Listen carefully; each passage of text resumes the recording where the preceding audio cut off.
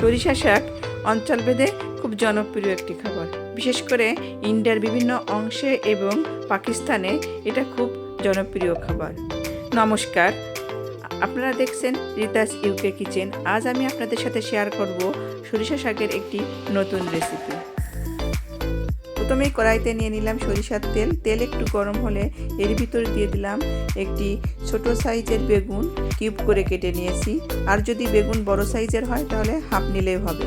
তারপর এর ভিতর দিয়ে দিলাম হলুদ এবং স্বাদ মতো লবণ। বেগুনগুলি আমি লাল করে ভেজে নেব। চুলার আঁচ অবশ্যই মিডিয়াম ফ্লেমে রাখতে হবে। সরিষা শাক বিভিন্নভাবে রান্না করা যায়।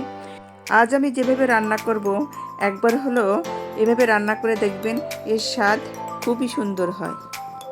বেগুনগুলি ভাজা হয়ে গেছে। এখন বেগুনগুলি তুলে নিয়ে ওই তেলের মধ্যে দিয়ে দেব চিংড়ি মাছ। চিংড়ি মাছ খোসা ছাড়িয়ে ছোট ছোট পিস করে কেটে নিয়েছি। তারপর এর ভিতর দিয়ে দেব সামান্য লবণ এবং হলুদ।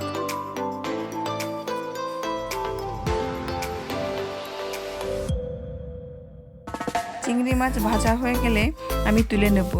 বেশিক্ষণ ধরে চিংড়ি মাছ ভাজলে চিংড়ি মাছ কিন্তু শক্ত হয়ে যায়।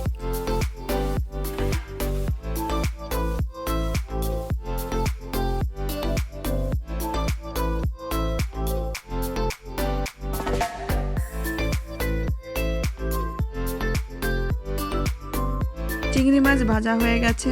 এখন কড়াই থেকে চিংড়ি মাছ তুলে নিলাম। তারপর কড়াইতে আমি 2 টেবিল স্পুন সরিষার তেল অ্যাড করে দিলাম। যখন সরিষার তেল একটু গরম হবে তখন এই তেলের মধ্যে দিয়ে দিলাম 2টা শুকনো মরিচ ছোট ছোট করে কেটে।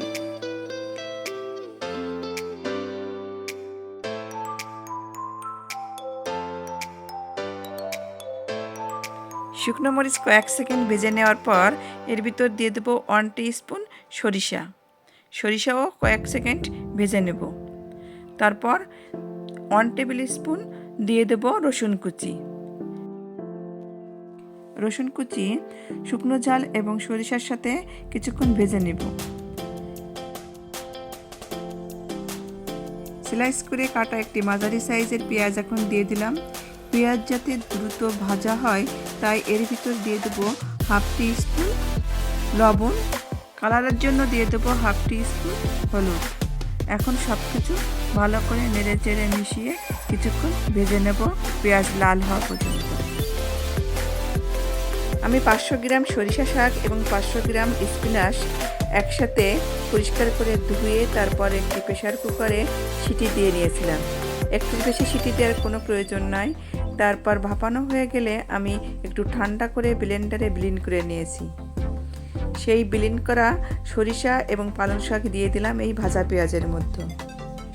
সরিষা শাকের মধ্যে অবশ্যই একটু পালং শাক দেওয়ার চেষ্টা করবেন, যাতে সরিষা শাকের যে তেতো ভাবটা সেটা একটু কম হয়। এখন এর ভিতরে দিয়ে দিলাম 2টি কাঁচামরিচ। ঝাল আপনারা আপনাদের পছন্দ মতো অ্যাড করবেন।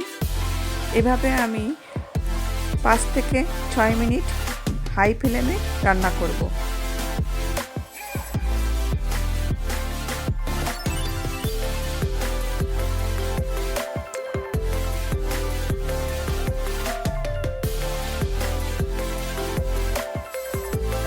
হাই ফ্লেমে রান্না করার পর আমি এখন এর ভিতর দিয়ে দেবো স্বাদ মতো